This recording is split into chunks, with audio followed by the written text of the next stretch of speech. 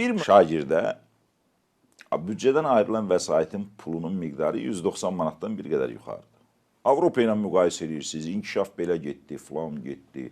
Bu 190 manatın içərisində, illiyin içərisində bilirsiniz ki, texnik xərclər də var, müəllimlərin əmək haqqı fondu da onun içərisində oturur, məktəbdə və s. hər bir şeydə, təmir tikintidə hər bir şey. Adam, şagird başına düşən və yaxud da tələbə başına düşən 190 manatdan bir qədər artıqdır.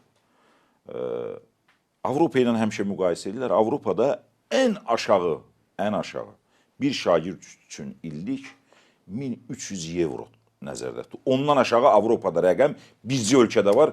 Avropanın kommunal xərcləri necədir bəs? Kommunal xərcləri, baxın, kommunal xərclərin, yenə deyirəm, bura heç bir aidiyyəti yoxdur. Yox, deyirsiniz ki, belə bir şey. Üzr istəyirəm. O pulu... Orada bahadır da şey, onu deyim mən. Ay əzizlərim, ay başınıza dönüm.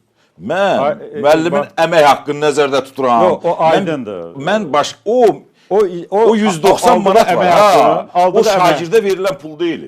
Aydındır. O büdcədən şagirdin oxuması üçün nəzərdə tutulan vəsaitdir. Ayrılan vəsaitdir. Onun kommunal xərcə heç bir aidiyyəti yoxdur. Onun içərisində kommunal xərc, məktəbin ümumi kommunal xərci oturur. Başqa bir şey oturmur. Belə, gəlin... Yox, bu, ümumiyyətlə, gəlin biz... Bir kəlmə deyin. Qoy, mən belə deyim də, ikinizlə fikirlərimizə bir aydınlıq gətirim.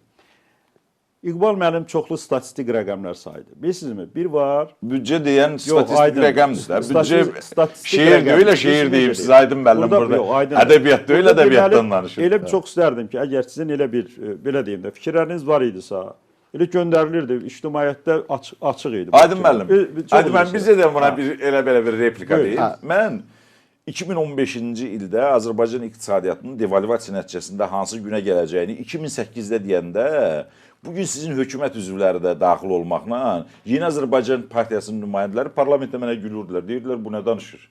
Belə şey ola bilər. Halbuki 6-7 il əvvəl o parlamentdə çıxışlarımda var və hətta o operatora minnətdaram ki, o operator onları çəkib, onlar da gülür hamısı mənə ki, bu əli ilə də hətta nazir əli ilə işarəlir ki, bu nə danışır belə? Deyirəm ki, bu çökəcək, bu sistem doğru sistem deyil, bu idarə etmə, bu yanaşma doğru sistem deyil.